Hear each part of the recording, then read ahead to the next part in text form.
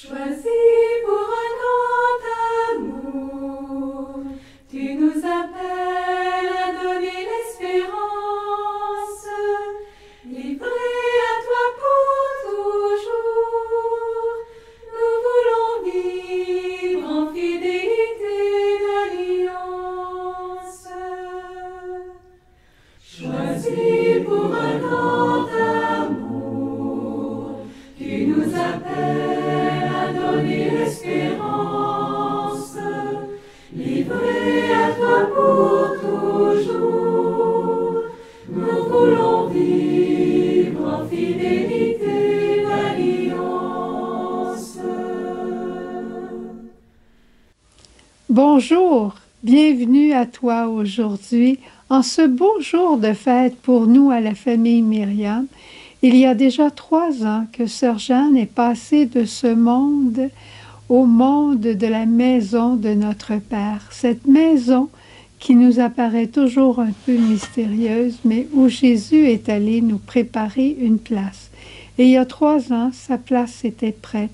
Dieu a mis un point final à sa vie. Il est venu l'accueillir comme une fleur de grand prix.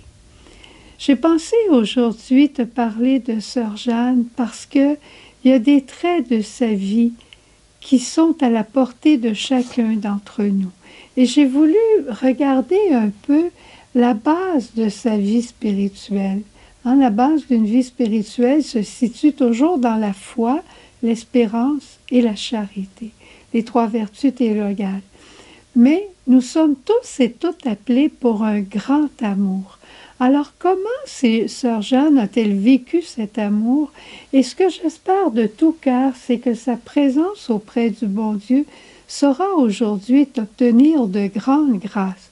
Elle a même commencé quelques jours avant dans la famille à faire des petits signes de sa présence et de cet anniversaire.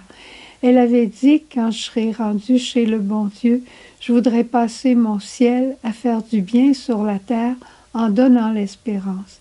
Alors c'est ce que j'espère qu'elle fera pour toi. À la base de la foi de Sœur Jeanne, il y a cette confiance indéfectible en Dieu Père Providence. Un Dieu qui sait tout, qui peut tout et qui nous aime, qui est Père, qui providence et qui pourvoit à nos besoins. D'où lui venait cette grande foi en Dieu Père?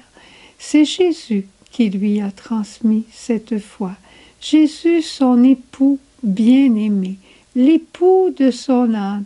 Combien elle aimait quand on l'appelait Sœur Jeanne, la petite épouse de Jésus.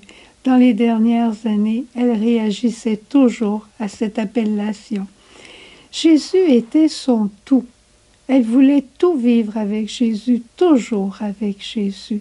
Même quand elle était dans le silence le plus profond, on la voyait avec les yeux fermés, des fois avec un petit sourire.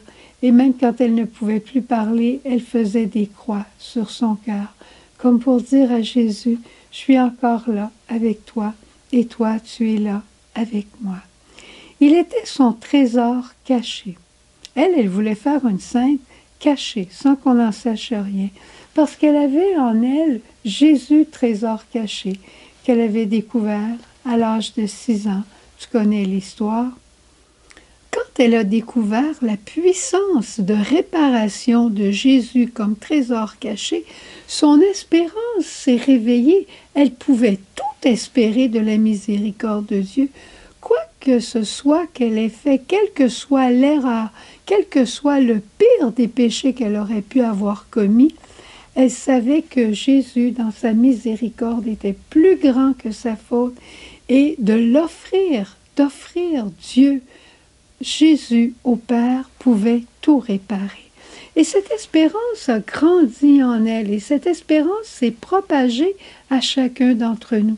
Ce qui fait qu'il n'y avait pas beaucoup de drame dans la vie de Sœur Jeanne à cause de sa foi en Dieu Père Providence, à cause de son espérance en Jésus miséricordieux et aussi à cause de sa grande charité. Sœur Jeanne avait une grande charité. Quand elle a découvert la puissance de Jésus, trésor caché, qu'elle a prié cette parole-là, quand elle l'a approfondie, elle a réalisé à quel point elle pouvait non seulement mettre ses propres erreurs dans l'offrande de Jésus, mais qu'elle pouvait mettre les erreurs et les bons coups de toute l'humanité. Son cœur était grand comme le monde à Sœur Jeanne. Elle avait souci de toutes les personnes qui habitaient la planète à cause de cette révélation de la mission de suppléance que Dieu lui avait faite. Elle a dit, parce que Jésus vit en moi, ma vie, elle est prophétique. Ta vie, elle est prophétique. Il y a des milliers de personnes qui vivent la même chose que toi tous les jours. Mets ce que tu vis dans l'offrande de Jésus et offre Jésus au Père. Reste tranquille. Et mets ces milliers et millions de personnes qui vivent peut-être une angoisse, peut-être une douleur, peut-être une grande joie, mets ces milliers et millions de personnes dans l'offrande de Jésus et offre Jésus au Père pour eux et reste bien tranquille. C'était une phrase qui la caractérisait. Reste bien tranquille. Si tu as remarqué au début, quand j'ai mis le chant « Choisi pour un grand amour », qui était un chant que Sœur Jeanne affectionnait beaucoup, beaucoup, surtout dans les dernières années de sa vie, tu as dû voir toutes les photos de Sœur Jeanne, elles ont un trait en commun, et c'est son sourire. Et ça, j'aimerais ça que Sœur Jeanne nous lègue ce sourire aujourd'hui. Qu'elle te donne et qu'elle me donne ce sourire. Elle avait un sourire d'accueil. Quand elle accueillait quelqu'un, elle souriait, comme si c'était la personne la plus importante au monde, qu'elle n'avait pas vue depuis des siècles et qu'elle était si heureuse d'accueillir. Je pense qu'en quelque part, elle accueillait Jésus en chaque personne. Mais pour chacun, elle avait un sourire d'accueil. Elle avait un sourire d'encouragement aussi. On avait beau lui raconter les pires bêtises qu'on avait faites, elle nous écoutait sérieusement et à un moment donné, elle commençait à sourire parce qu'elle savait que Dieu était plus grand que l'erreur qu'on avait faite. Sœur Jeanne, dans la nature, était une femme si joyeuse, si souriante. Elle souriait devant une toute petite fleur. Elle souriait devant un enfant. Un enfant lui souriait dès qu'il la voyait. Elle souriait devant un coucher de soleil. Elle souriait même en silence. Elle souriait en silence. Et son sourire devenait aussi éclat de rire chaque fois qu'elle nous voyait faire des inventions à travers des théâtres, à travers des sketchs, des déguisements, des mises en scène. Elle éclatait de rire, puis elle disait « Mais vous êtes donc bien intelligent, voulez-vous me dire où vous avez pris tout ça?